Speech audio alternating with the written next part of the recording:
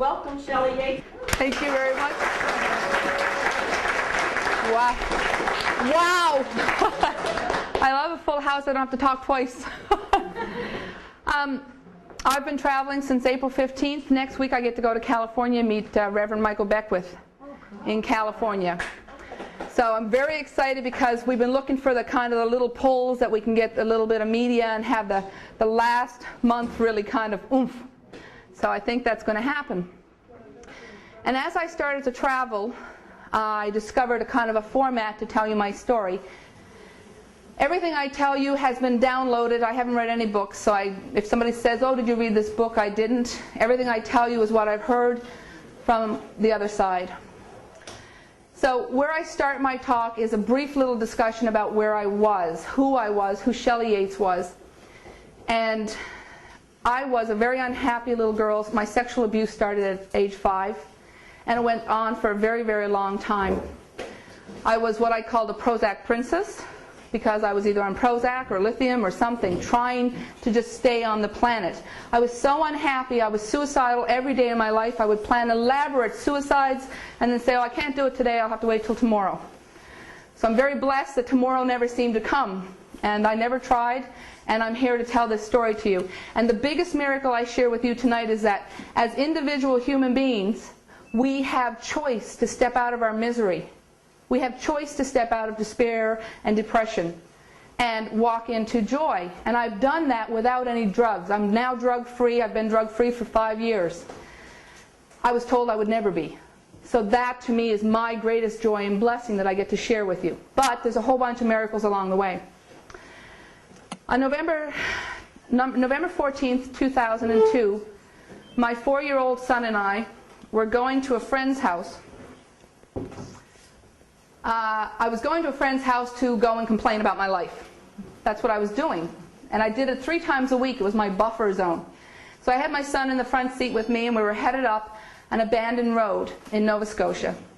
And as I went up this little abandoned road, I saw on the left-hand side a large lake that had flooded. We had had rain for 3 full days. The lake had flooded. The water was rushing across the road into a small marshy pond.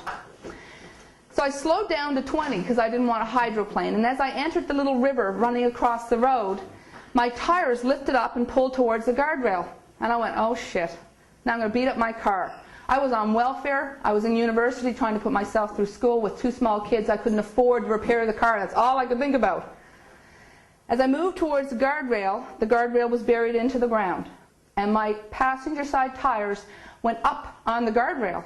And I kind of roller coastered into the center of this lake. Now logic states I should have rolled over on my side or hooked up in the guardrail, which bummed me out even more because it was going to cost more money to get a tow truck. But that's not what happened either. As I moved into the center of this little body of water, my car, without any motivation, flicked over the guardrail out into the lake 10 feet and landed on the roof. So I looked at my son and I said, are you okay? And he said, yes, Mommy. I said, well, Mommy's going to put down the window and we're going to crawl out. Because I thought I'd landed on a bog. I'm from Newfoundland. We know what bogs are. So I thought it was a marshy bog, and I was very happy because it didn't crunch the roof of the car. So I put my finger on the window, and as I did, the water started to rush into the car. The window only opened this far. And I realized that my bog was a flooded marsh, and the car started to sink very, very quickly to the bottom. Now, I wasn't panicked because I was a lifeguard and a scuba diver. I had my nationals. I had everything you could think of to do with lifeguarding and survival in water. So I looked at my son and I said, okay, this is a lake, and we have got to get out of this lake. So when I tell you, you take a deep breath, and Mommy's going to open the door, and we're going to swim out of the car. And he looked at me with that little boy, Mommy can do anything, look. So I grabbed him by his coat, and I gripped tightly to hold his coat. And I put my other hand on the door handle, and I waited. And as the water came up over me, and it was cold, and as it came up over and came up over, I got to the point that we had to breathe. And I said, okay, take a breath now, baby. And the 2 of us took our breath, and the water came up over our heads very quickly. I pulled the door handle. The door wouldn't budge. I leaned over, I pulled his door handle. It wouldn't budge. I started a little frantic, pulling on doors and pushing on windows. Nothing was moving. I needed both of my hands. So I took my son's body and I lifted him out of his chair and I pushed him into the back seat over my head, hoping if there was anywhere in the car that there was air, it might be in the back. But when I looked back, that car was upside down, and if there was air, it was in the trunk. So I pushed him away from me and I began in earnest life-saving. I'm pushing on doors and I'm pushing buttons and I'm pulling on things and I put my feet against windows. Nothing's budging. And I had to breathe. So as I took in my breath, the water rushed into my lungs like liquid fire. And I lost my cool. My ability to life-save went out the window because I didn't mind dying. But my baby was drinking in fire water too. And I went into pure panic because I knew I was going to die. I could not get out of this car. And I knew I was going to die, so I wanted my son's body back. I wanted him to hold him because in his dying moments I had pushed him away. What was he going to think? So I started frantically searching the car for a coat tail or a shoe or something I could grab and pull back so I could die with my baby in my arms. I couldn't find anything. And the more frantic I got, I had to breathe. And just before I took the next breath, I heard in my ear, as loud as my voice to you today, relax, relax. And it was booming and majestic and commanding. Well, I didn't take commands from anybody. So this made no sense. I thought this was dying. I thought, well, I was, hallucinating. Relax. And then almost as if the voice knew who Shelley was, it stopped commanding me and it started to lull me. You're okay. You need to calm down. You're going to be okay. They're coming to help you. Well, I was on a kind of an abandoned road. There was not much road traffic there. And I said, nobody's coming to help me. But all this happened. I wasn't looking for my son. I wasn't worrying about breathing. Time seemed to stop. All of a sudden, in through my chest came the knowledge of drowning. If I continued to fight the water, my lungs would fill up with water. And if they filled up with water, the guy doing CPR couldn't bring me back. So you need to relax. You need to give yourself over to the water and allow yourself to pass.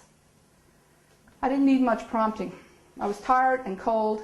I was suicidal anyway. And I said, give yourself over to absolute pleasure. And I put my arms out, my head back, and I died. That sentence is a sentence from the Rocky Horror Picture Show. Blows my mind, but that's what it was. So I died. My flesh and bones stayed in that car, but who Shelley is, the essence of who I am, went off out into the sky, and it was a majestic blue sky with little wisps of white cloud. And as I went up there, I found myself contained in a room, and the room was rectangular shaped with glass walls, but I couldn't see the glass walls. I just knew they were there.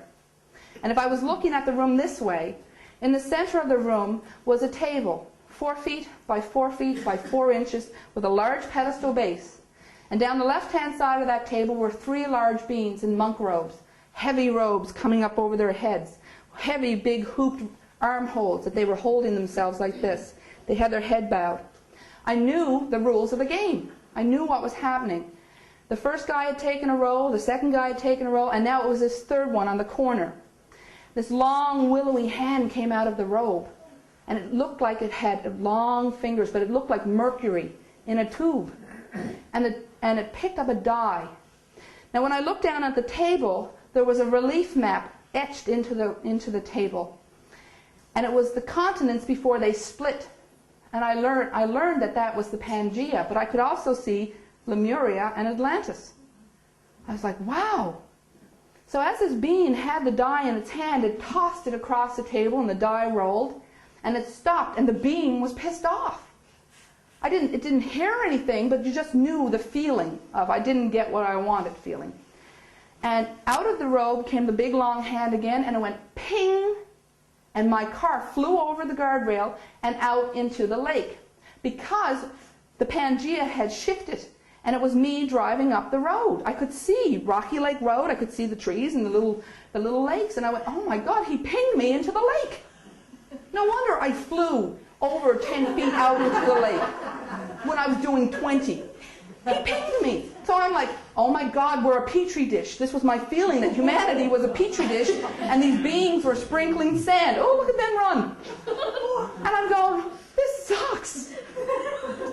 But down the right-hand side were 3 more beings. They were the same size, 6 or 7 feet, no, 7 or 8 feet tall, large hooded cloaks, and their arms in these big sleeves.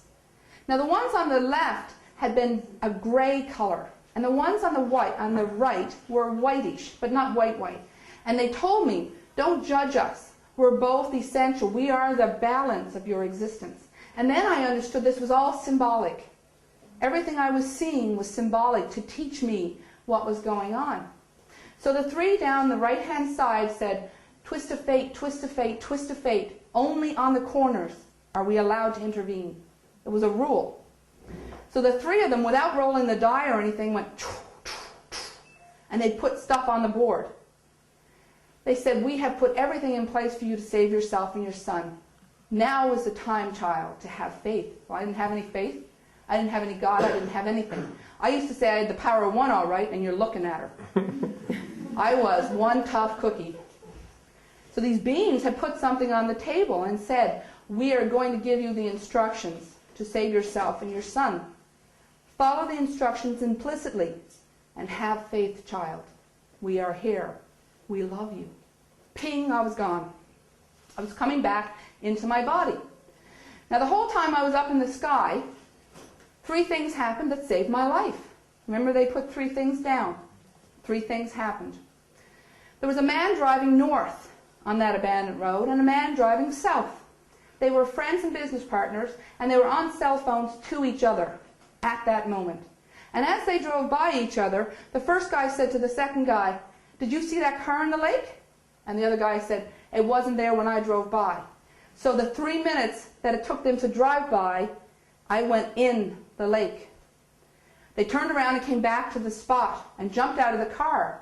2 of them said, I guess we're going swimming. And they said to the third guy, but you're not, because he was my second miracle. He was the second thing placed on the board. He was a 9-year veteran paramedic. And he was driving one of those cars. So the 2 guys went into the lake, and they started going up and down, trying to find, is there somebody in the car? So they reached in the open window, and they said, yes, there's somebody in the car. They could feel me.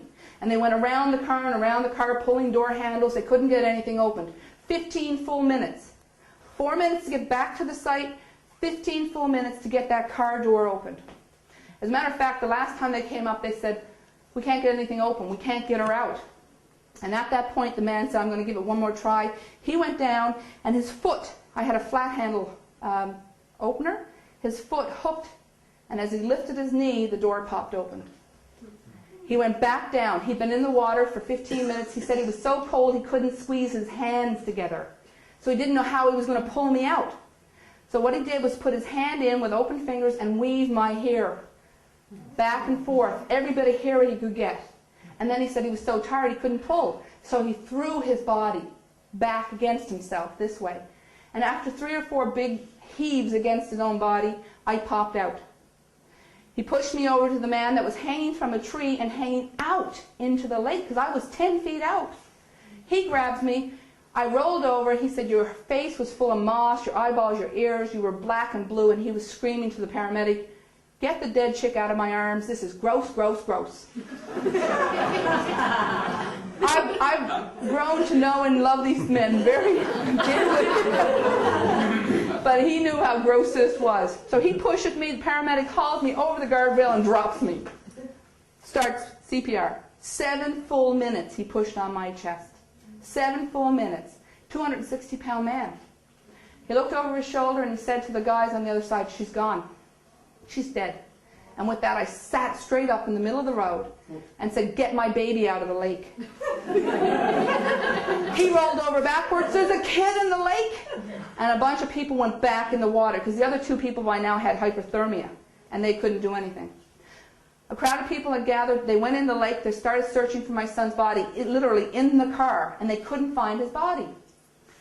So anyway, they get out and they said, we can't find him, we can't find him. And this woman by the side of the road is going, there's a man right there at the top of the hill, because this was a quarry. And there was a little tiny road, probably 2 lengths of this room. And she said, he's up at the top of the hill there with a boom truck. So somebody ran up, and it took him 30 seconds to drive that boom truck down the hill, because he was sitting in it having a coffee break. Third miracle of the day. Wow. Boom, boom, boom. 3 things. He comes down the hill. 2 or 3 more people jump in that lake, and they take the grappling hook. They hook it to the axle of the car, and they pull the car up into the sky, 15 feet. And I can see my son's body floating in the back window.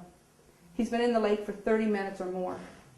They're saying, we've got him, he's fine. And I'm crying and screaming, he's not fine, he's dead. He's been in the lake for 30 minutes. I'm trying to get up and I'm pushing. It took 4 men to hold me down that day. You know, the whole mother's love is so powerful. I had bruises from being held down. By that time, the ambulance had showed up. They opened the car door, and as the water flowed out of the car, my son's body floated out. And a man caught him. And they said, we've got him, he's fine. I knew he wasn't fine, but by now it was too late, and they were putting me in an ambulance, and they were taking me to the adult hospital, which was one other place. And they put him in an ambulance and took him to his hospital, which was somewhere else. So we went different directions. And the whole way I'm crying, give me morphine, I just want to be zoned out. I killed my son, I killed my son. I get to the hospital and it keeps going. I want drugs, I don't want to be here.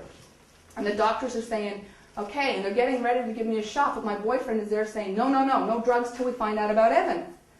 And the doctor said, we've already found out about him, your son is dead, and we can't lose you too. My blood pressure was 250 over 195. They had the crash cart ready. My core temperature was down to, you shouldn't be here. And the doctor said, if you put your feet on the floor, you're going to have a heart attack and die, so don't move. My friends were all there crying and like, what are we going to do? And my other girlfriend, who's a real doer, gets in the car and drives to the other hospital and comes back and she says, get your ass out of that bed. Your son needs you. He's alive and he's over there. Oh, man. The doctor said, don't move. Don't move. You'll have a heart attack. I'm serious. And I said, what do I got to do for you to let me go? How do I get out of this hospital? And he said, if you bring your vitals back to normal, we'll let you go. Of course, he didn't think for a second I could do that. And in a half an hour, I was 120 over 70, core temperature back up, and I stood there stark naked. I said, you better get me some clothes or I'm going naked. The woman came in with a tracksuit, 3 sizes too small. I looked like a sausage with my paper slippers. My boy's alive. I'm going to the hospital. I'm excited. I get to the hospital. My boy's not alive. He's hanging by a thread. I go into the room. It's a blacked out room, and there's these 2 blue little lights glowing. He has tubes in every hole you can put a hole for a human being. He's bleeding out of his ears. He's bleeding out of all these tubes. He has a whole crown of wires going into his head. And there's 3 large video screens, all flatlined. And the doctor says, your son's in bad shape.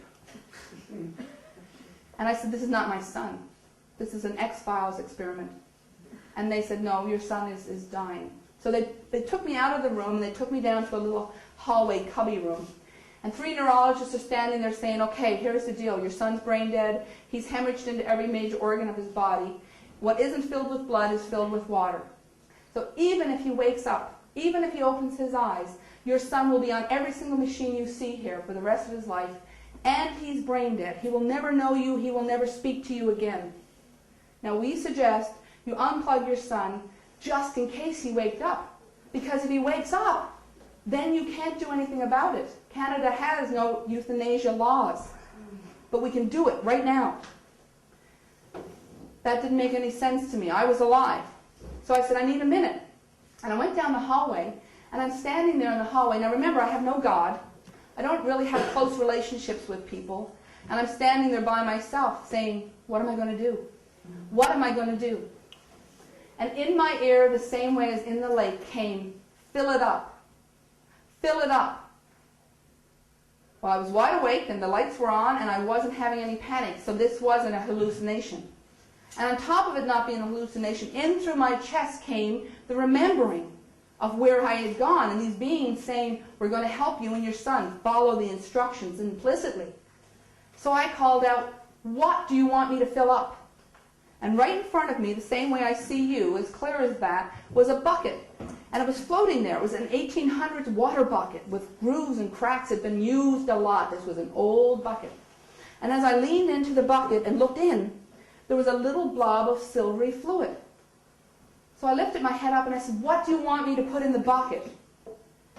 And as the doctors and nurses and patients' parents were moving about the hospital, I saw around their bodies a field of light. And it had kind of a spongy look to it, and it was different colors for everybody that was walking around. Now, I'd seen movies, so I understood. I said, that's aura. That's energy. And I heard, ding, ding, ding, ding. We had communication. And I remember thinking, a bit Bob Barker, but hey, I can do this. I've always been this corny person. But anyway, I'm happy. I've got communication.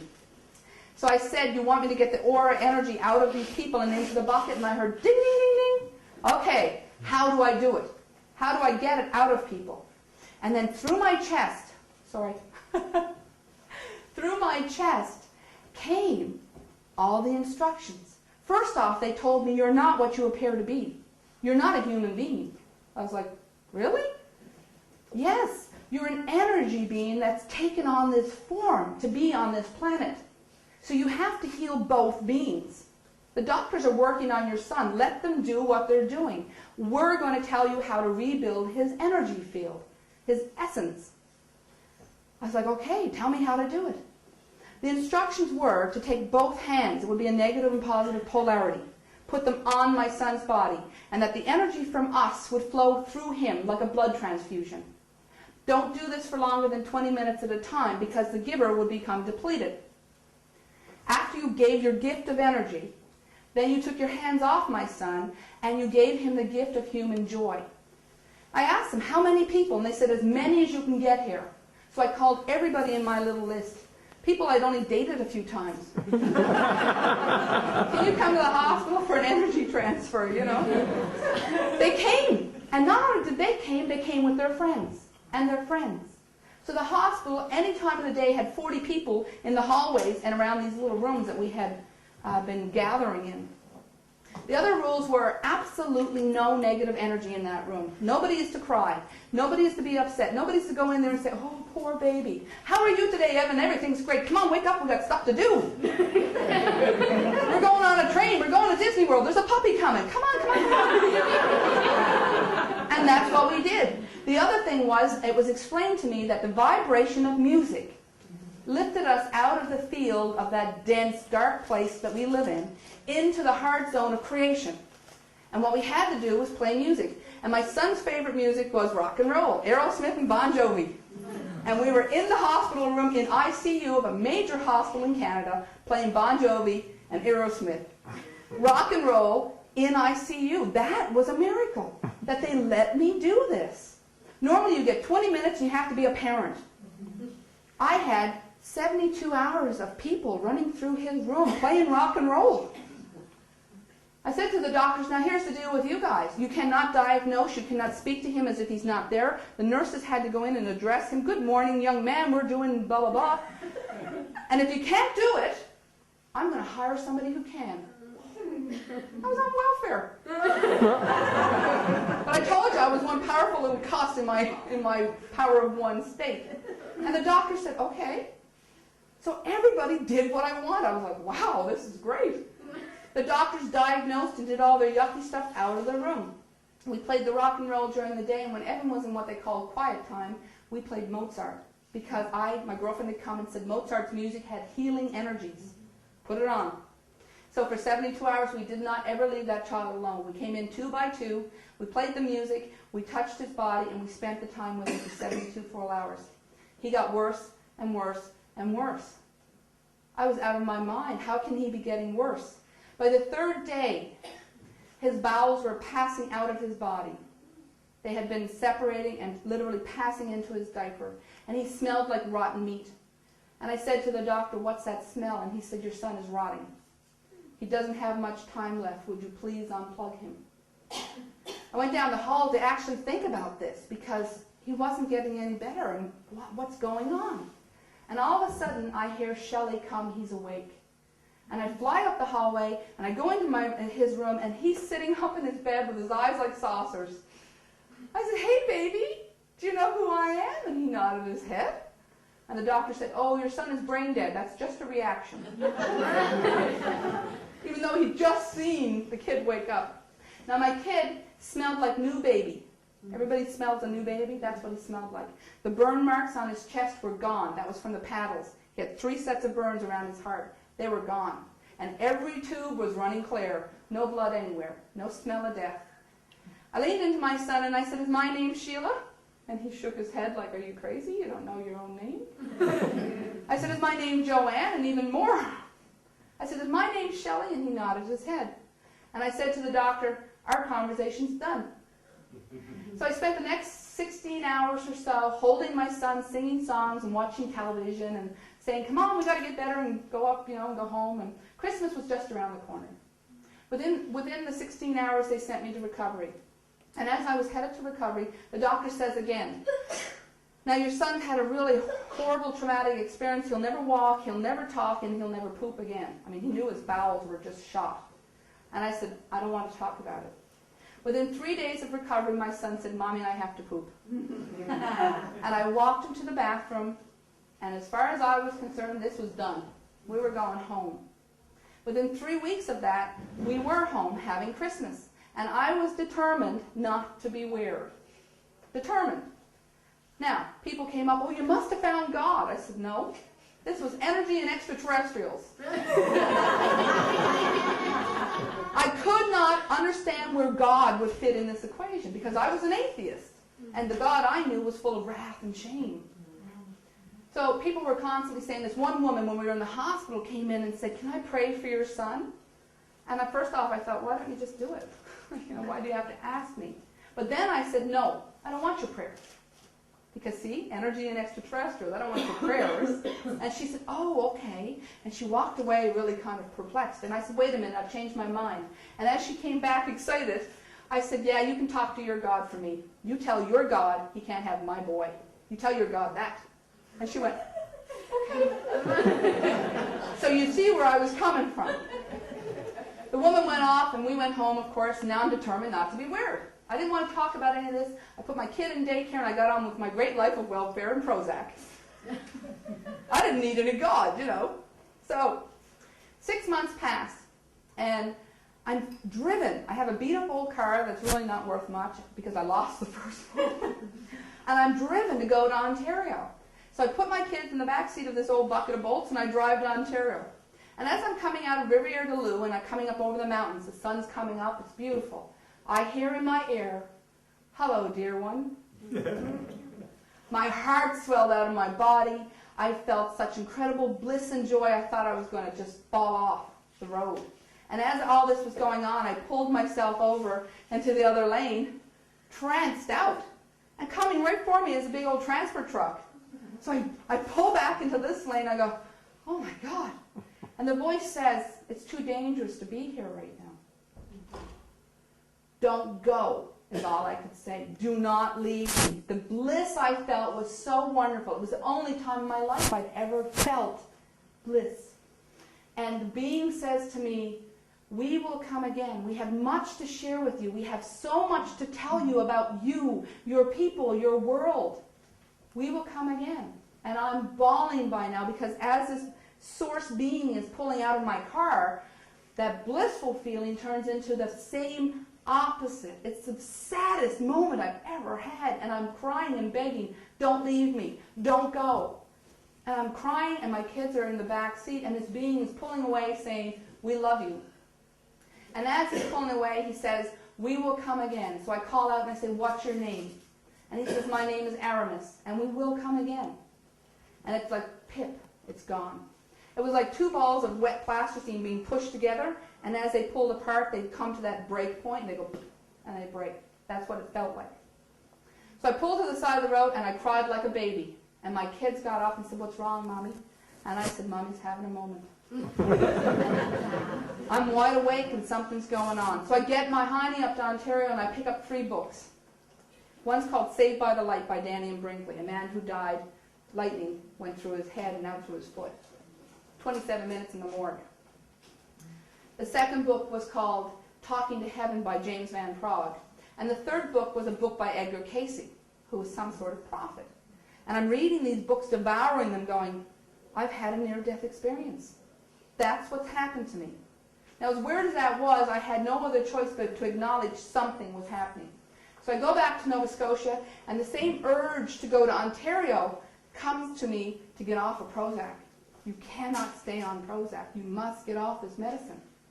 So I do a cold turkey thing, and I'm like, oh man, I've got to get off this medicine. And for a solid year, I start to vibrate. My flesh is vibrating, and I can feel my dendrites firing and the electricity running through my body. I don't need my glasses anymore. All my hair falls out and it grows back like this. It used to be brown and straight. My eye color changed. But the big thing was, everything in my life was amped up. I could hear things and smell things nobody else seemed to be experiencing. And I'm like, what's wrong with me? Buzzing. So I go to the doctors, and I go to psychiatrists, and I go to the rabbis, and I go to the priests. Help me, help me, help me, help me. And everybody's like, we don't know what to help. We don't know what to do to help you. You're the expert. The only person who had ever been underwater a long time like me was 8.5 minutes, and he has brain damage. So I was then the official expert because I was alive and had my faculties. So nobody knew what was going on. Anyway, my mother begs me to go to a conference in Montreal, and off I go to Montreal. And I start the same thing. Can you help me? Does somebody know what's going on? Can you help me? Can you help me? And I speak to everybody. I met Raymond Moody, and I told him my story, and I said, well, here's a project. And Raymond Moody goes, I'm retiring. Now I said, here's a project because for all that period of time I'm vibrating. Every time I get in my bathtub, these beings show up and tell me stuff. And what they've been telling me is, thank you for getting off the Prozac. Now we can talk to you. They said it was an insulated barrier. Now please, anybody on Prozac, do not rush out and stop taking Prozac. This was a really rare experience. They're explaining to me about the power of love and the vibratory field of humanity. And they're explaining to me that we're vibrating down here. And they explain that, okay, at the bottom of your chakra system is 1 megahertz. And the top of your chakra system is 1,000 megahertz. Most of humanity is living at 300. That 300 is dense, and it's full of hatred and fear. It's the me, me, me, there's not enough. What they want us to do is lift our vibratory field to the field of plenty, to love, which is about 800 megahertz. Now that's an example because I don't really know what they are. I think they're just giving me symbolic numbers. So 800 megahertz lights up your own field and lights up the grid around the world. And I'm like, what grid? And they said, well, around the Earth grid is an auric body like you saw around people. And the auric body of the Earth grid is made up of the individual auric bodies of humanity. Each person gets 1 hexagon of space on that auric body. And because we're so dense, we can't fire our own field. We certainly can't be sending Earth energy down below and out, because what we are is conduits of energy between the top grid, the auric body, and Earth's own grid, which was in the Earth. We were like battery posts, feet to the ground, head to the heavens, and we were meant to channel energy from the heavens into the Earth, and from the Earth into the heavens. It was what part of our intended purpose was on the planet. So they've given me this project, and they've told me what you did for a dying boy with a small group of people, you can do for a dying planet with a large group. 1 hour of our time can change the course of humanity. And I said, well, that's all well and good, but I'm depressed. I didn't want any projects. I didn't even know if I believed my own stuff. I certainly didn't want to be going to people asking them for help. But here I was in Montreal, asking people for help. We actually have a wonderful man here, Alfred Weber, who talked to me in Montreal during that time, and I'm like, whoa! He had me speak to people then, even against, I was like, oh man, this is crazy. I can't believe this is happening. But I did it. But I didn't believe my own stuff. Anyway, I asked everybody in Montreal if they could help me, and nobody really could. But I met a man named Dr. Stephen Greer. He was sitting by the stage, and I went up and I said, are you Dr. Greer? He said, yes. I said, you're the extraterrestrial guy? He said, yes. I was like, thank goodness. So I talked to Dr. Greer, and I told him everything I just told you. And he said, we have to talk. I was like, finally, somebody's going to take the project or tell me what's going on. We went off and talked, and he brought his assistant, Annie. And Annie is the woman who sings on my site. Her stage name is Anna L. But Annie's with Dr. Greer. And I'm telling Dr. Greer all the stuff I'm telling you, and I'm saying, look, I got a project, you're going to have to do it, here you go. And he said, I'm a busy man. I don't want your project. I said, but I'm depressed. I don't want to do it. So Annie says to me, we have to talk. I said, okay. So off we go for a little lunch together. And she says, now she's a Catholic. She's been praying her whole life. And she told me that she'd been talking to angels ever since she was a little girl. 15 years ago, she explains, an angel came to her house and said that a woman was coming with a project and that 1 hour of our time could change the course of humanity. And that she was the warrior that would walk with me as I did the project. I looked at her and I said, you're crazier than I am. What do you say to that? She said, well, we're going to do the project. I said, no, we're not. I got in my car and went back to Nova Scotia. She called me every day. We're doing the project? I said, no. She called me. No. Finally, I said to my kids, if that crazy woman calls again, hang up. But she does get me on the phone this day, and she says, I got a bone to pick with you. I'm angry. And I said, what's wrong with you? And she said, every day you play with your son. Every day you have your boy. Every day you have that little beautiful face to love and kiss. These beings gave you the instructions, you followed them, and your boy's with you. You owe them a debt of gratitude. You owe them to follow the instructions. Well, I responded well to guilt. I said, fine, I'll do it. But I only have the date and the time, and I don't know anything else. And she said, it'll come. She sends me a CD called Spiritual Beings on a Human Journey. And because I hear her in the bathtub, I put myself in the bathtub and I put the CD on in the bathroom. And I said, if you got something to say, let's hear it. Because they had told me we were spiritual beings on a human journey. So I thought this was a sign.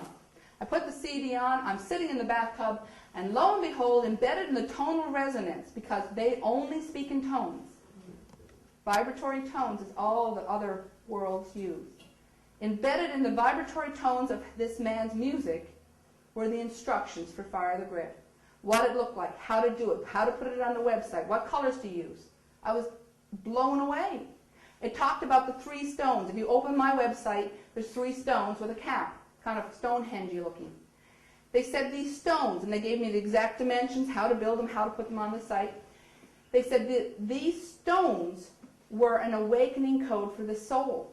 And even human beings who weren't necessarily spiritual were going to feel a draw, saying, there's some truth in this. I don't know why I feel that, but there's some truth in this. And they said that was because the stones held a wake-up code.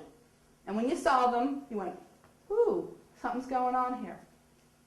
So I called Annie up and I said, okay, I got all the instructions, but they want me to build a website, and I don't know anything about websites. She said, that's okay. My husband says he's going to do everything for you. Build the site, put it all together. And I said, well, we have a problem, because everything has to be done for free. Everything has to be done for free. They said to me, Jesus Christ brought his message of hope and love to the world for free, and so will you. So I couldn't do anything to make any money. So how were we going to do this? She said, that's okay, we're going to manage. First, Bradfield's going to build the site. Now, Bradfield's the musician who created the music that sent me the tones. And as we do the site together, I discover Bradfield hears the music from the heavens in the shower.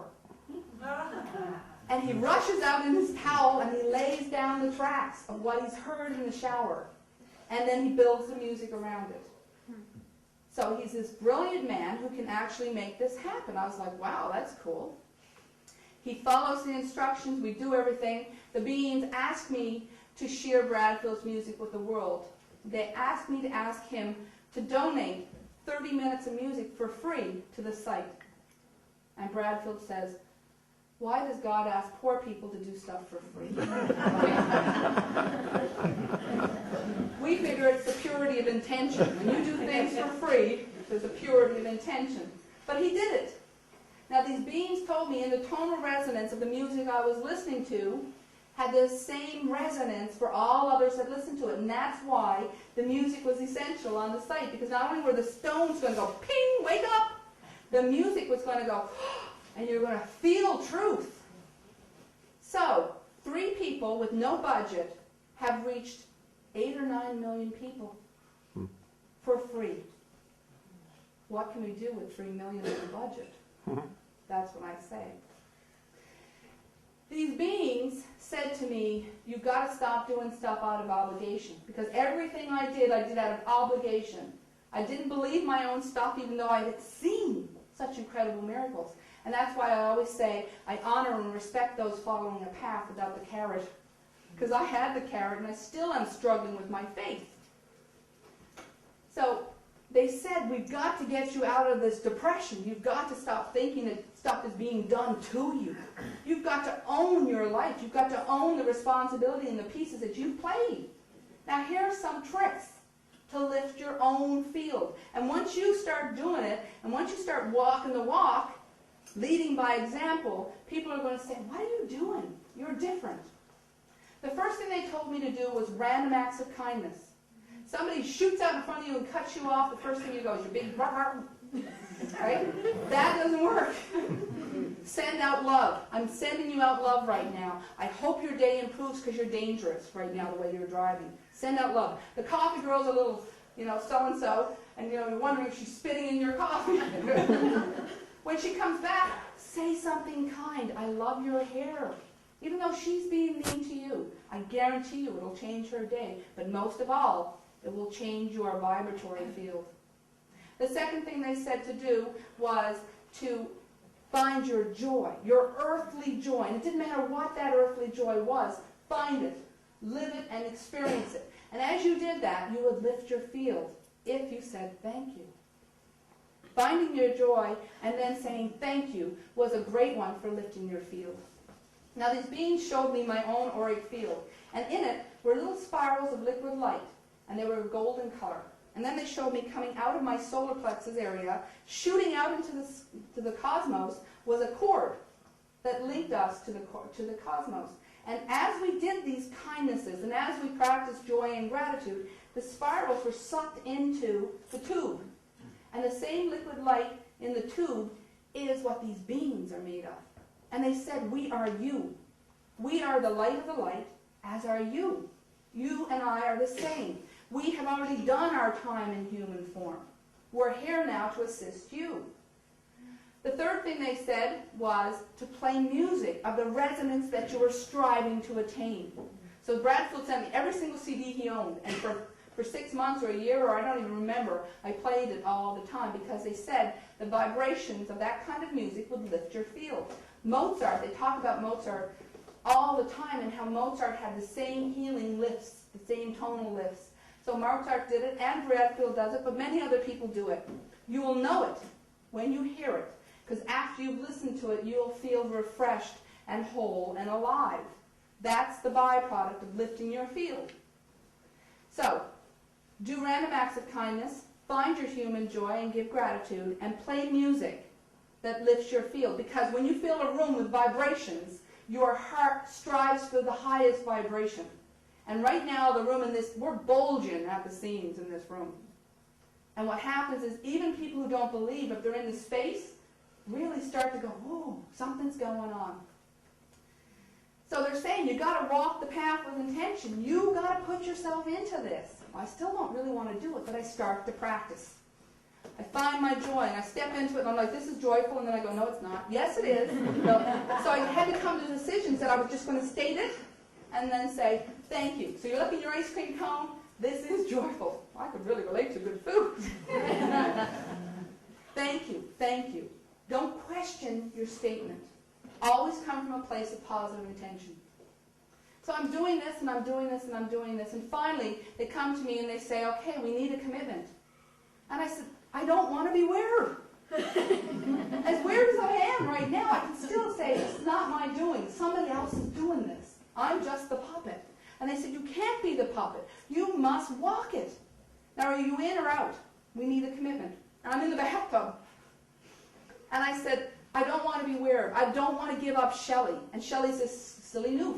You know, I got this sense of humor, and I swear sometimes, and occasionally I have a few drinks, and I do things I probably shouldn't do. And they said, we don't care what you choose to do in your humanity. You have come here to experience earthly human form. Do whatever. There's 3 rules. The first one is do no harm. Do no harm to anyone, most of all to yourself. They were really expressing the fact that you must love yourself the most. For in learning to love yourself and understand who you are, you see yourself in the faces of all those people you meet. For to know who you are is to know who every other human is as you meet them. And even though you don't like what the human's doing, you can acknowledge, I love you, and then say, stand way over there. I don't like your vibratory field. I don't like what your human's doing, but once you pick it up, you can come over and stand here. So the first one was do no harm. The second one was find your joy and give gratitude. Oh gosh, I'm in the wrong story. The second one was do all that you do with honesty and integrity. The honesty and integrity will lift you and it will facilitate your communication with others. Always be honest with integrity. And say to people that you love, let's make a deal with each other, that if we love each other, then I would not do anything to you on purpose. Therefore, when I do things you don't like, and when we do things that we're not agreeing on, it's not because of my love for you. It's because of my history and my background and the way my wounded child reacts when I'm having a moment with somebody else. Because confrontation drives that. So first acknowledge that love is there, and then know we have to practice. So when you and I are having an exchange and I've said something that's pissed you off, you say, hey, listen, that hurt me. Let's practice. Because the first thing you admit is, yes, that hurt me, but you don't say you are this and you are that. So with the honesty and integrity, we will build rich, alive communication with those people that we loved, and it would deepen our relationships, lifting our field. So do no harm, do all you do with honesty and integrity. And the third one was, oh, I forgot. Where's my husband?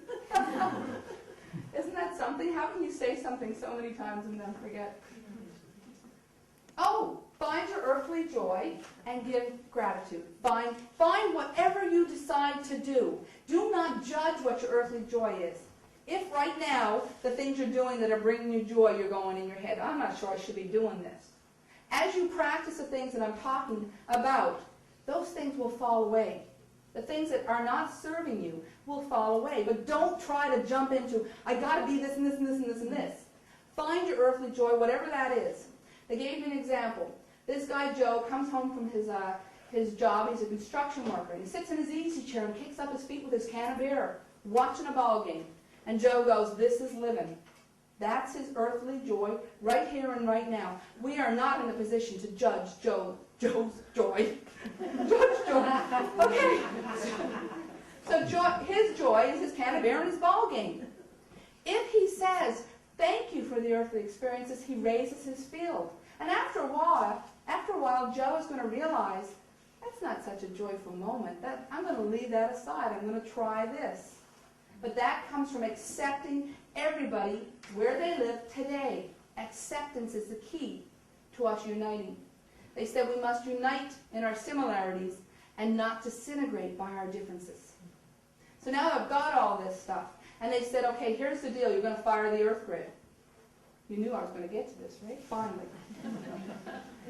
You're going to fire the earth grid. And what's going to happen is the energy you're trying to boost with these little walkings and practicings is raining down. It's like a gamma ray, radiated rain of positive energy coming from source. And it was intended this way. And we can accept it and absorb it on that day. So we open ourselves during the hour that they gave us, and we find our joy. Now they said, if you meditate and pray, but do not do it from a place of guilt or shame. So if you're praying because, I always prayed my whole life, but I always hate it. Don't pray. That's not a good one. It must come from a place of joy. When you meditate, if you go, I always feel so corny doing this, I don't like, don't meditate. Only if it comes from a place of joy. As you meditate and pray, if you choose one of those, play the music so your soul has something to ascend to. It's listening, the vibratory field is there, and you're lifting it. The third one was what Joe did. Find your earthly joy. So for the hour, it's 4:11 in the morning here, make love. That's my favorite one. Spend time with the person you love. Share your energy, and then say thank you. Or pull your babies into bed with you and read books. Spend the time doing something with them. Look at their little faces. There's joy in all of those things, even if you don't feel it every day. Say thank you, and you lift your field.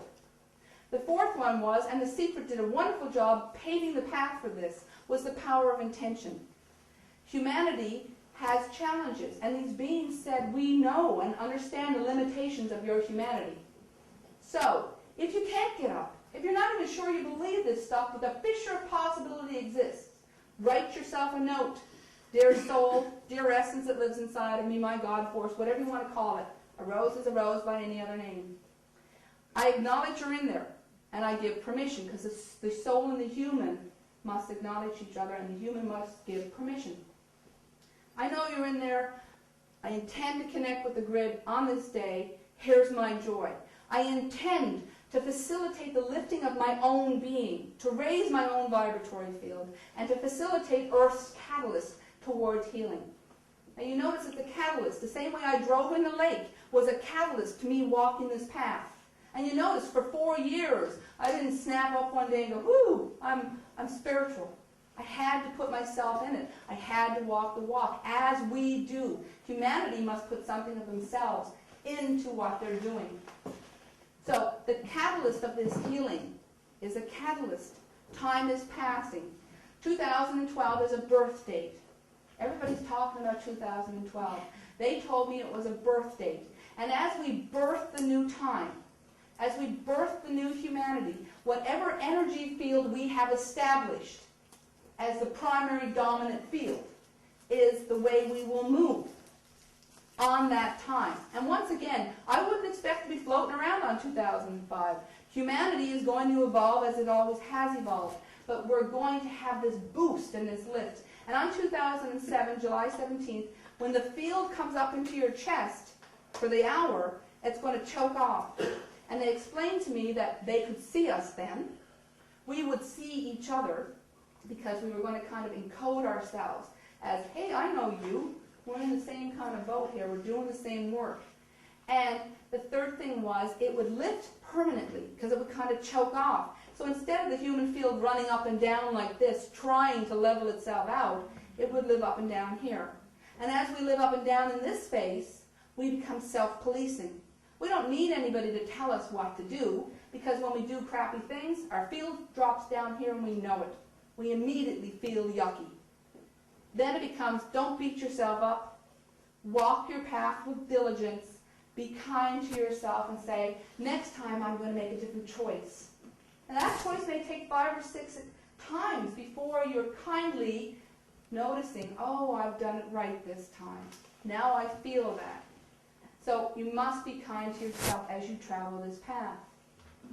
The beings came to me again about March. Now I'm walking the path. I'm a whole being. They asked me to take this tattoo. They said it was a tribal marking for a return to wholeness. We are returning to one tribe mentality. We bring in the food and we share the food. That's one tribe mentality. We share the earth. We care for each other because we are tribe mates. We are brothers. And like I said, once you know who you are, I know who everybody else is. They asked me to wear a crystal in my heart chakra because it would radiate out my truth. As I spoke, it would send it out into the room and people would feel it. And they'd asked me to change my name to my star name or my tribal name, which was Samoiya. So I had a huge ceremony. I did everything they asked, and the world blossomed. I got invited everywhere. Everywhere. Things were just coming around, newspaper articles and magazine articles and travel, which they said I was going to do, and I said, And here I am in BC. So anyway, they said, we need you to do another project for us. And I said, okay, what is it? Because now I'm not fighting. What is it? What do I have to do? They said, we're going to send you 10 songs. We're going to ask you to send them to Bradfield. Bradfield already has the beginning and the end in his heart. Tell him to compile those songs and play them during the hour that you meditate or pray. I said, okay. So 3 o'clock in the morning, I'd hear music, and I'd rush out thinking the kids were up, and I'd say, what's going on? Nobody there. And then I'd hear number 2. In the middle of the afternoon, I'd hear music, and number 4. So over 4 weeks, I had 10 songs with order. I sent them to Bradfield. He compiles some music, and he says to me, you know, I had the beginning and the end in my heart. Really? Within 3 days, he made an album. Now, we don't have any of that album because we're sold out, and that's a wondrous joy. But you can get them on the website. It's called Light and Love.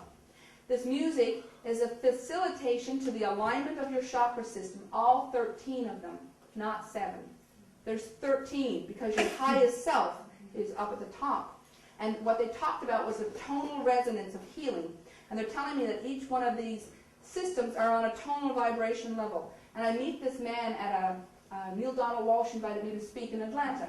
And when I was there, I met a tribal man named Blue Thunder, and I'm telling him all I told you. And he said, oh, we practice that all the time, resonating the 13 tones. I said, really? He said, yeah, we go, ah, yee, ah, and they bounce the tones up and down, and as they do, they bounce their feet into the earth, because the tonal resonance goes down through their legs and into the earth to heal the earth. And they've been doing it for all time. So this was a validation. I was like, cool. So this music was to be played during the hour because it would facilitate a better lift, a higher lift, a more easy lift. It would align these chakras, the tonal resonance would have a healing, and there would be an ascension that would be easier. So, Bradfield sends me the CD and says, here's a CD. Okay, I put it on and I get in the bathtub because I know there must be something else. And in the bathtub, listening to the music comes part 2 of Fire the Grid. 2 stones and a capstone called Project Cause. And this is wonderful because when we get 7 or 8 million people in the heart zone of self-policing and understanding our own power, when Project Cause comes forward, we have 7 or 8 million people saying, yes, this is possible. Because once we understand the I, the we need to make these changes are just going to fall in place. Project Cause is a funneling project. Now, there's a whole bunch of rules and regulations, and I certainly won't get into them right now because it's huge, and I haven't even started to figure out how I'm going to organize it. But the basis is, right now we have 10,000 projects. This guy over here is trying to help these people, and this people's trying to help these people, and we have all these mini projects with small budgets trying to help individually. United, we stand. What they want us to do is very simple. Take all of the small Earth projects and funnel them into one global project called Project Cause. There's a global council to oversee the money, and they've told me how to put it all together. And once we have all the money being funneled down the right way, and we get the people, and we funnel them in the right way, within 2 to 3 years of curbing our own spending and funneling the money, we can rebuild the foundation of Earth according to Maslow's hierarchy of needs.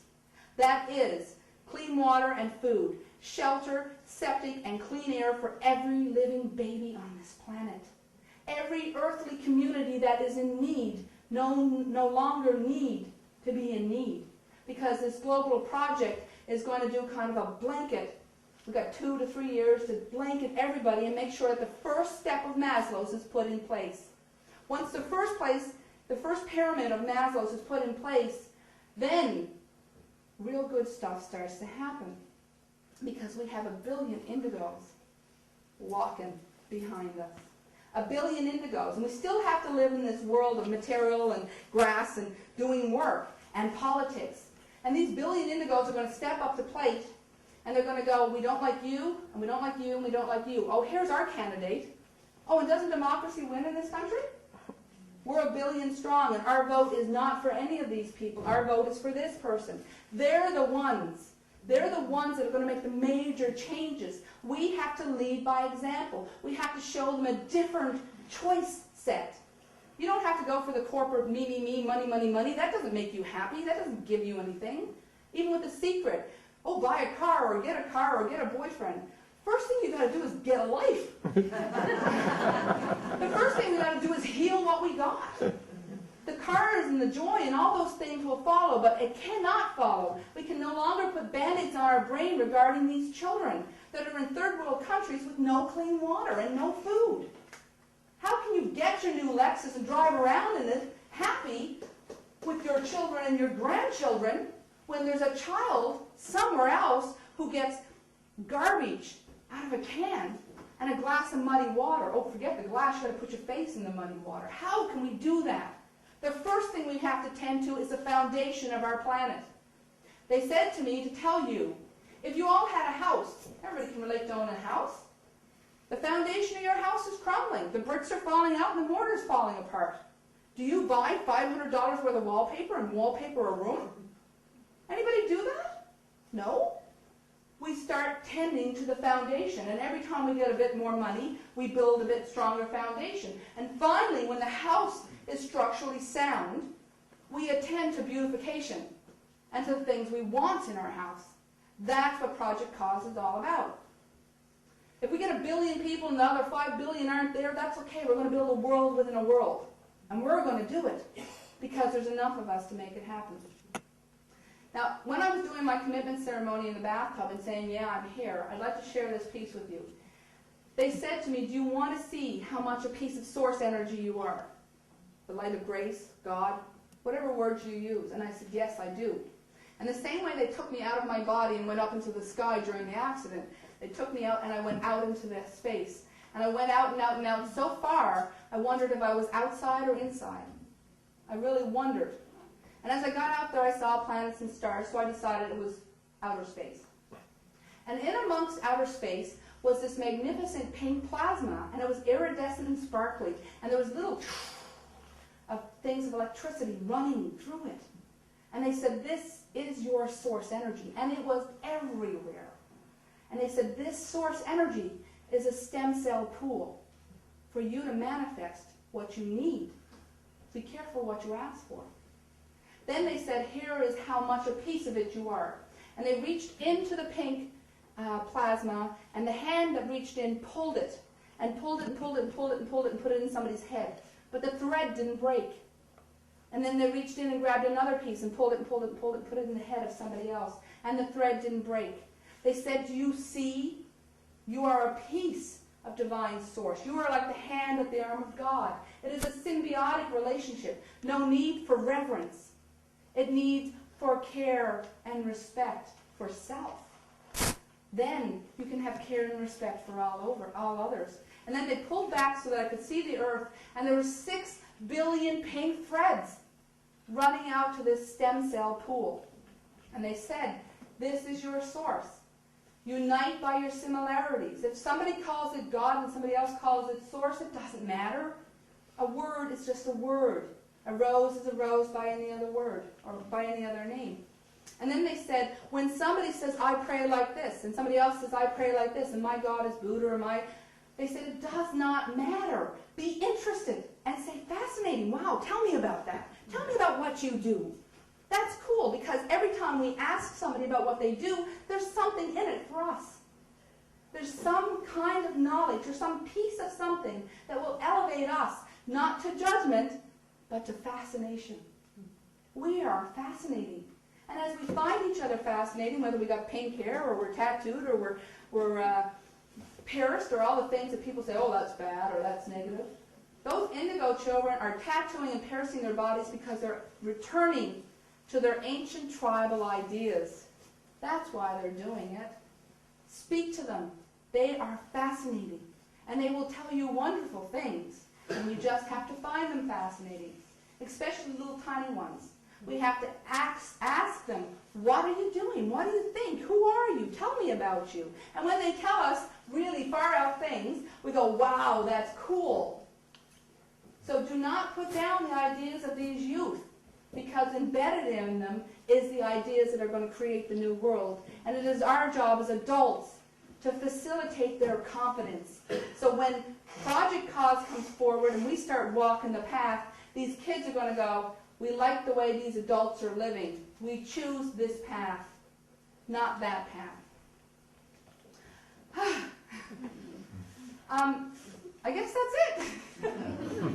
I always say that that's all I have to say, and then people ask me questions and I realize I have a mouthful to say about something else. So I guess the next step is to ask you if there's something you'd like me to say more about or extrapolate on, or if there's something you'd like to share, then we can have a little bit of time to discuss any other issues. Yes? First of all, thank you. It was thank you. really great to hear you speak. I just wanted if you to elaborate a little bit on the grid. So on July 17th at 4:11 in Vancouver, when we send up this intention for planetary healing, what would the symbolic or visible difference, if you could see it, what would it look like after that? After that day? Yeah. Well, the same way I said we all have to accept where we live with our joy. We also live at our vibratory field of experience. A 25-year veteran monk is up here, and I mean, he may very well feel a great deal of difference in the shift. And somebody who's like Joe is just stepping into his program, he might go, ooh, nothing really happened. But over the coming weeks and months, he may feel different. And that's where we all become teachers of teachers. Because if Joe comes to your house going, you're into that crystal kind of stuff, aren't you? Because then we're going to be guidance for people who are kind of just waking up. So you may feel something, and you may feel the shift, and that's fully where you live with it. I have a sneaking suspicion there may be all sorts of incredible events happen. And what we're going to do on the website is put it up saying, did you fire the grid? And then let people come with their, we're going to start building a database because Project Cause is going to start with this database. And as the database comes in, we're going to give you a space to say something you might have experienced or something that incredible happened to you. But I can't tell you what it's going to be because it's going to be different for every person. And what would the actual grid look like? Okay, what I saw was our auric field's attached to the grid field, and we get a hexagon. And they said every human gets a hexagon. Even the richest man can't buy two. You get one. And it's almost a binary system. It's on or it's off. And what we're looking to do is raise our field. And when we raise our field and fire our own grid, that hexagon will light up. And when it's lit up, it's on. And those that haven't lit up their field, the faith of one person firing their hexagon will radiate out 1,000. So it's going to boost anybody who's in that field and give them a little boost. Our orgasm, our human orgasm, was intended as a grid firer for your own field. That's what it was intended for. It was supposed to be our ability to reach an electrical current so high that we went and we fired our own auric field, and it regenerated the field so we could have another couple of days of, ooh, okay, I know what I'm doing. So they talked about the sins of the flesh, and they said everything that we've given you, not we, but the grace of God, has given you, all the joys of the flesh, humanity has distorted. They are not sins of the flesh. They are gifts you were given to facilitate the hardest journey a soul can take. You guys are in graduate classes, but you're only in kindergarten because the veil is there. You're doing grade 13 calculus as you're in kindergarten because you're walking a path that's very difficult. Orgasm was intended to fire your field and assist as you lifted your field. Sight, sound, touch, kissing, touching, skin, all those things were pleasures to facilitate a very difficult journey. See, I do go on. Is there somebody else? Yes? What can you say about 2012? What they told me about 2012 was that it was the end of a 26,000 cycle of Earth through an orbit. And as it came full circle to the 26,000 year, we were about to go into another 26,000 rotation. And what they said was this was the first time humanity was given a conscious choice to direct which way they went. So what we're actually having when we fire the grid and raise our fields over the next 5 years is a vote. I vote for a field energy of 800. So Fire the Grid Day is only one day. There's another day coming in July 28, 2009, and there's going to be another opportunity. And within that 2-year period, more and more people will be more and more awake. So as 2012 comes up, between November 2011 and December 2012, it is the birth date. The same as every birth of a baby has a gestation period, which was the first period of time. Now we're in the birth date of time between 2011 and 2012. So the energy shift will happen within that time zone. And whatever energy field we are able to maintain as the baby is born, as we're born, will direct the way we choose to consciously vote to go with our energy field. I didn't understand what was happening, but they kept talking to me about birthing children, and I didn't know what that meant. And they were telling me that when a baby is born into the world, it's not a human being. It's a soul. It doesn't know it's a human being. It comes into the earth, And it needs to be told, it's okay, you're safe, we're here, we love you. There's many joys on this planet. That needs an energy field in a room of people who are welcoming the soul in. Come, little one, we love you, come.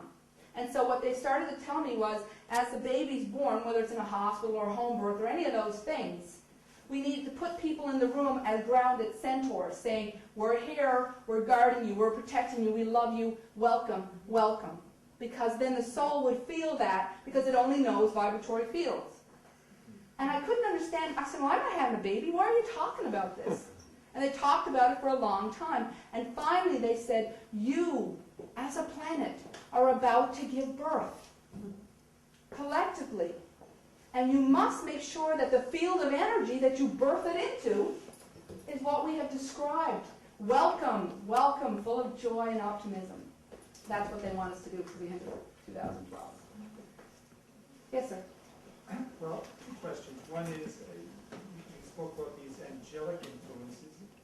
Would you acknowledge, say, demonic?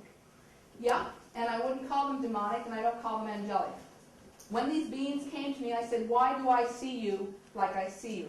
Because what they look like is, if you ever see that toy you push your hand into, and on the other side the fingerprint comes out? It's like pins, and you push your hand. Anyway, if you had 1,000,000 pins of light and pushed your face into it, on the other side would be kind of a relief of what you look like. And this pin system is made of liquid light. And they push their face into it, and I can see them. They said, we will come to each human as individually as we need to.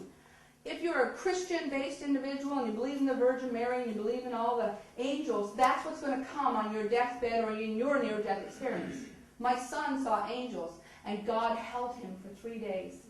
But I didn't see angels. Now, I have met an angel. His name's Gabriel, and he's magnificent. But that angelic force that you speak about is very real. But they said the God source or the energy source does not create negative energy. It does not know how. The demonic force that you're talking about is our doing. And it has manifested from our hate and loathing and has manifested into a life of its own on our planet. And I have had several encounters with that, and I had to really learn. Of course, I learned the hard way because I didn't know what the heck I was doing. But I learned the hard way that the light makes that go away. The Om sound makes that go away. And when I get into the chanting of, I am the light of the light and you are not allowed to be here, and I truly believed it, that was gone.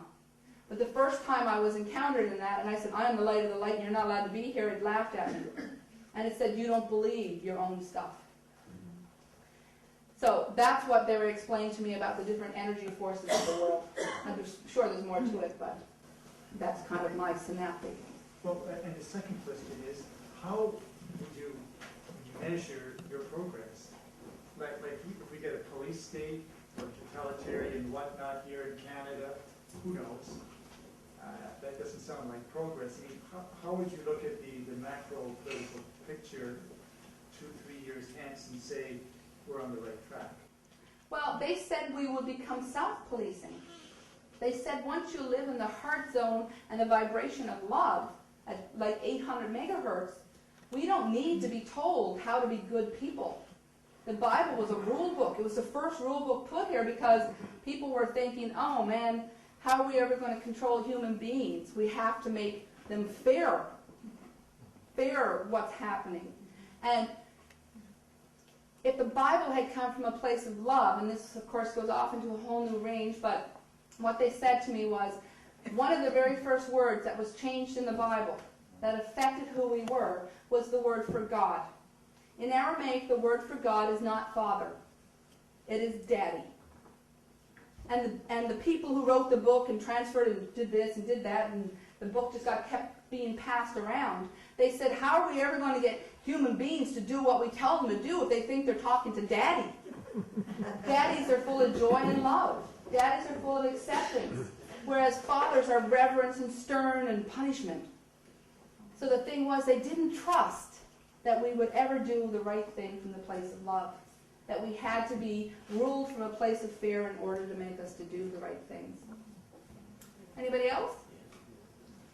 Yeah, I have, Oh, somebody over here? yeah, sure. I've been following with some interest Tom Kenyon's work with the Creatrix and the work that he's hoping to do on July 8th. Are you aware of this work? Since I've gotten in British Columbia, people have been telling about that work, but I don't remember. I said I don't read or follow other people's ideas at this point.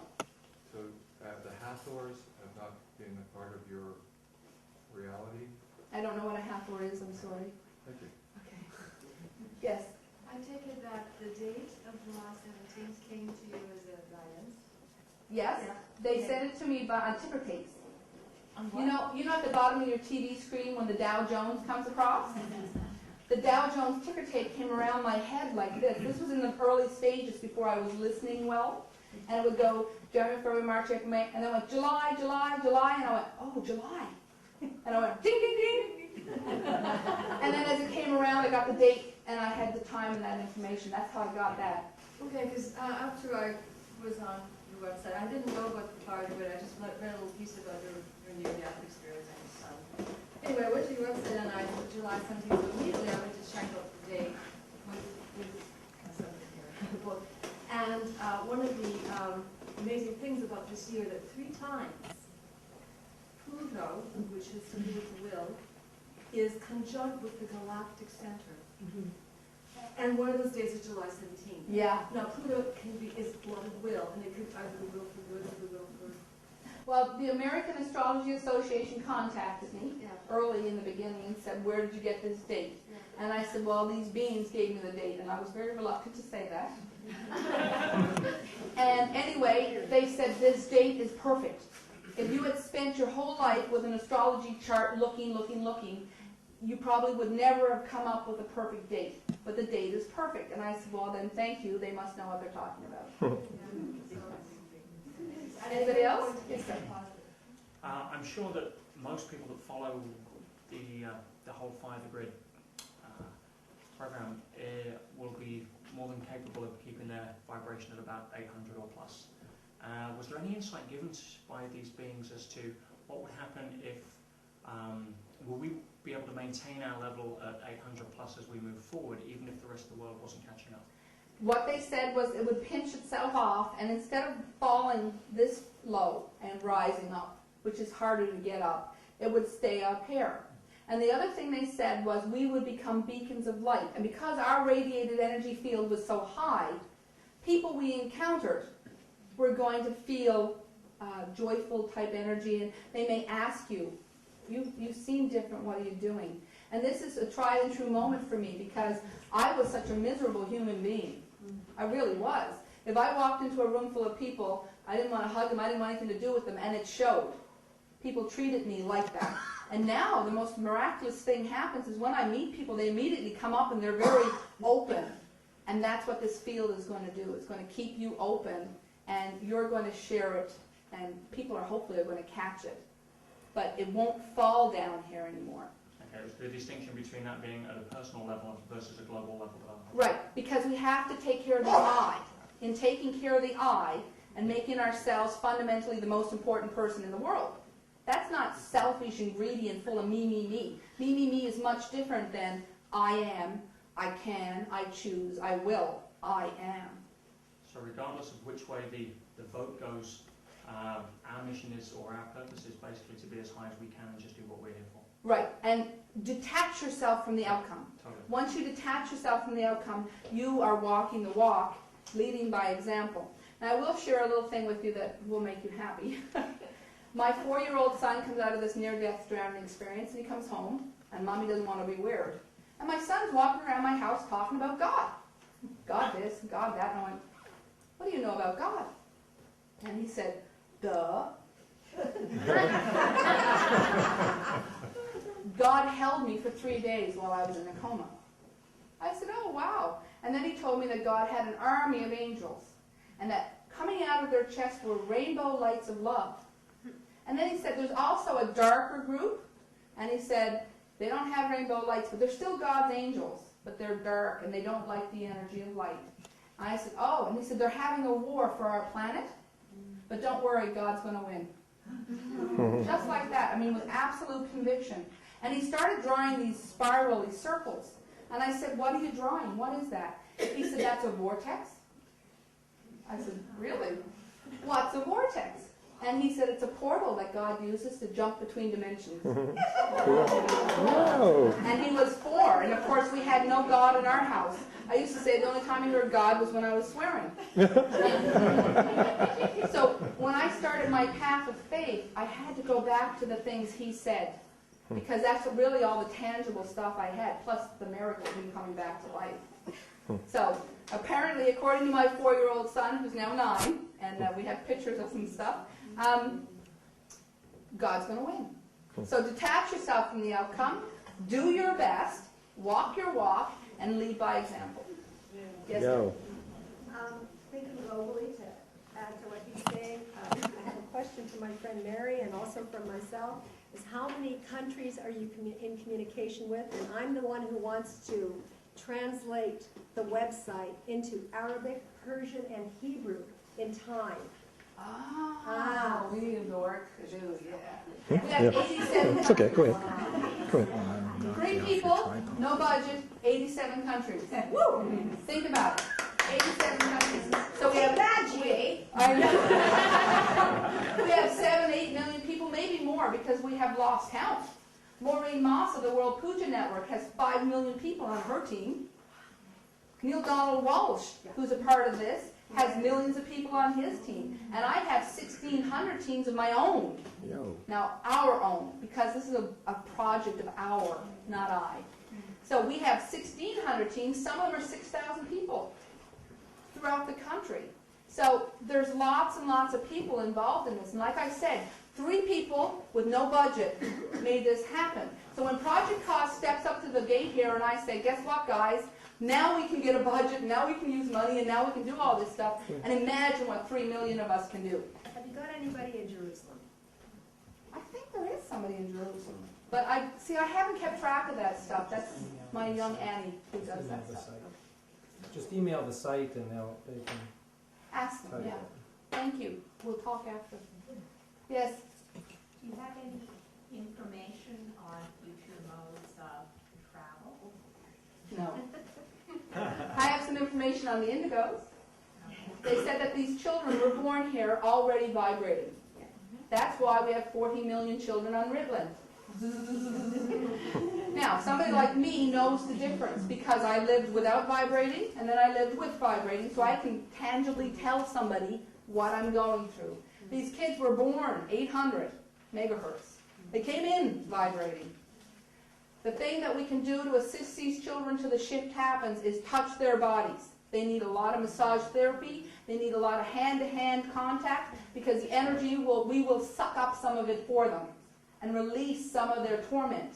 The other thing that they need is in-water therapy. Water acts as a conduit that pulls the energy away. The same way we can pull it away from them, the water pulls it away from them. And the third thing that we can do with these kids right now is play this kind of music. Great music that lifts the field because the kids will feel the vibratory essence in their field and will feel more relaxed. The thing is, as we move into the center of the Milky Way galaxy, our physical field is changing, not within our bodies, but within our world. What's going to happen is when we reach 800 megahertz, because we've moved into that galactic place, these kids are going to go, whoo, thank goodness. But what do you think about the people who are at 300? They're going to feel miserable. And they said there may appear to be some sort of pandemic or a sickness. Because what's going to happen is a vibratory of 300 in a field of 800 makes you feel sick. So it's of everybody's benefit to try to find a way to raise their field. So what I always say is offer fissures of possibility and plant seeds. What do you got to lose? That's what I always say. What do you got to lose? I'm not asking you to sign up for the $1 Million Project and give away your rights and become a cult member. I'm saying find your own personal joy, experience it, and say thank you.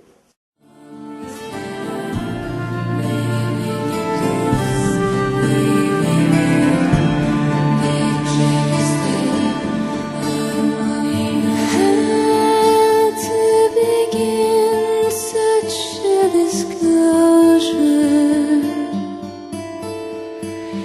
Fill